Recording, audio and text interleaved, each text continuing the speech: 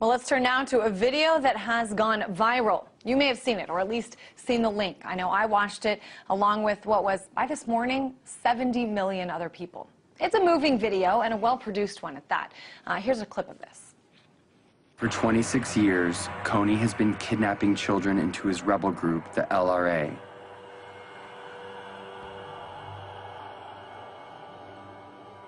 Turning the girls into sex slaves.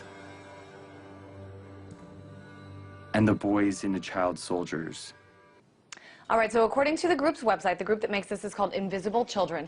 Kony 2012 is a film and a campaign by Invisible Children that aims to make Joseph Kony famous, not to celebrate him, but to raise support for his arrest and set precedent for international justice. Now, most people agree that Joseph Kony is a very bad man. But the film advocates for more U.S. involvement and direct military action. President Obama has already sent in 100 combat troops to try to help get rid of Joseph Kony, which is, in no uncertain terms, the U.S. government using resources to take down and possibly kill a man in another country. And we want to talk about some of the implications of the release of this video and do some reading between the lines with war correspondent Keith Harmon-Snow. Hey there, Keith. Let's talk about this. 70 million viewers and counting. Kony 2012 is already the fastest growing social media video campaign we've ever seen. Your thoughts on this? Well, this is absolute propaganda, Christine. Not only is it full of lies, it's simplistic, and it's directing the American public to support further military action in Africa, where we are already there. What are you say that this film is full of lies? What is not true about the film? For example, that Kony has 30,000 children in his army. This is not true. Over the last 26 years of Kony's military actions against the government of Uganda, there have been supposedly 30,000 children abducted.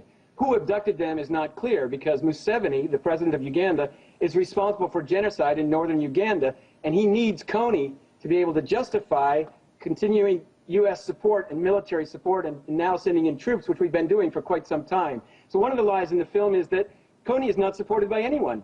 Kony has an office in Washington, D.C. The United States government has direct connections to Kony.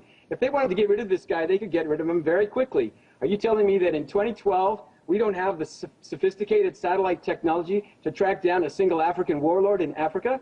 Nonsense. Look at Jonas Savimbi, the guy we supported, the CIA supported for years in Angola. As soon as the United States wanted him gone, he was gone within a week, because the United States had Israel send in special forces and eliminate Jonas Savimbi.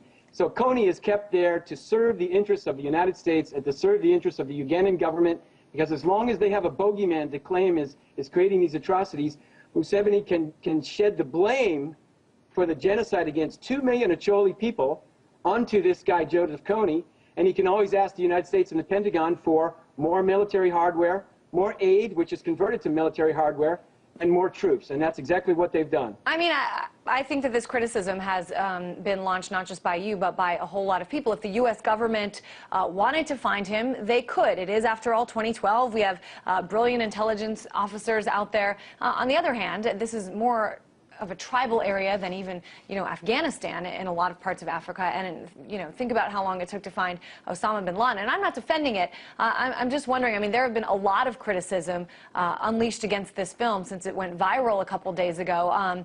One of the complaints also is that Joseph Kony hasn't even been in Uganda for the last 6 years.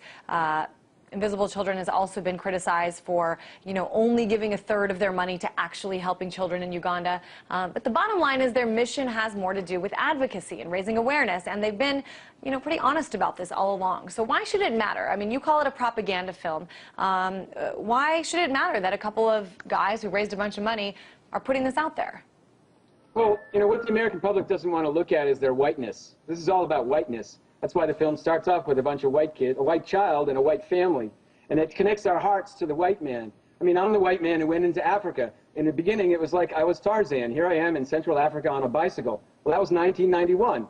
Now I work as a genocide investigator, looking at one of the things that we have to look at is the role of people like myself, like Invisible Children, like John Prendergast, who you see in the film stating another couple of lies, and that is that no one in the U.S. government is going to do enough to stop this problem or do enough. He keeps mentioning the word enough. Enough is his organization.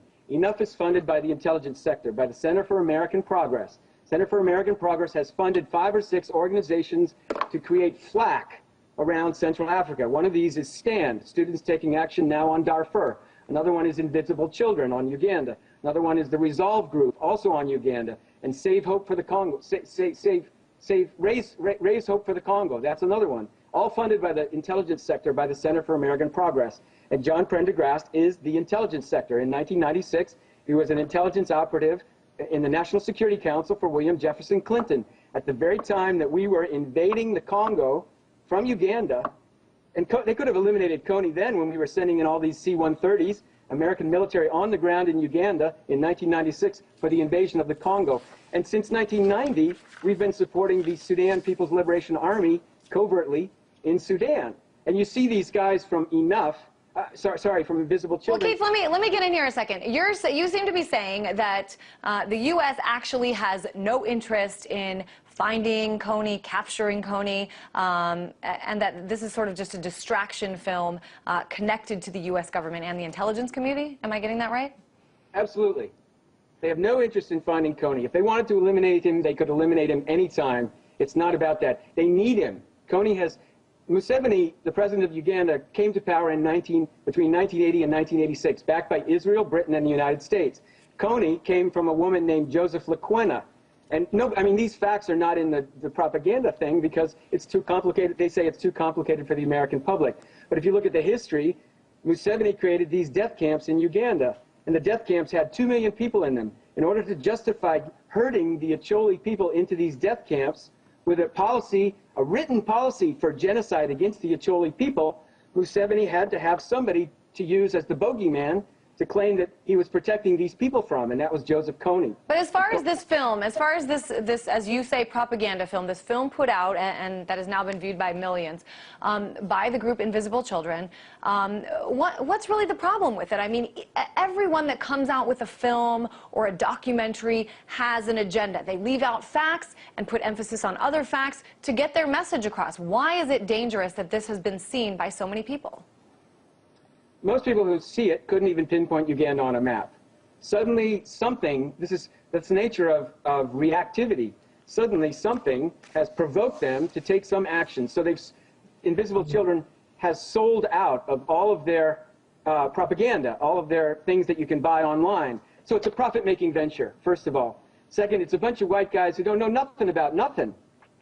Well, I mean, they know. I mean, I've met these guys. They're from my hometown, and they're, you know, very religious, and they do. They look like blonde. They look like blonde surfer guys. They're very passionate about what they do, but when you say they know nothing about nothing, I mean, these guys have been over there. Do you think it's wrong that they've brought the issue to light for the American people, or are you just saying they're painting the picture falsely? They know better. They're painting the picture falsely. That's how propaganda works. That's how journalists who are supposedly, you know, producing balanced articles work. It's an internal mechanism of self-censorship. Propaganda is essential to distill it down to a few simple facts. And in the case of this film, they're not even correct. All right, all right. No, we do appreciate your perspective. We think it's really important to get that out there. Certainly, if you turn on CNN or Fox today, there's definitely only one side, and that's why we wanted to have you on, to kind of read between the lines for us, and we do appreciate it. War correspondent Keith Harmon Snow.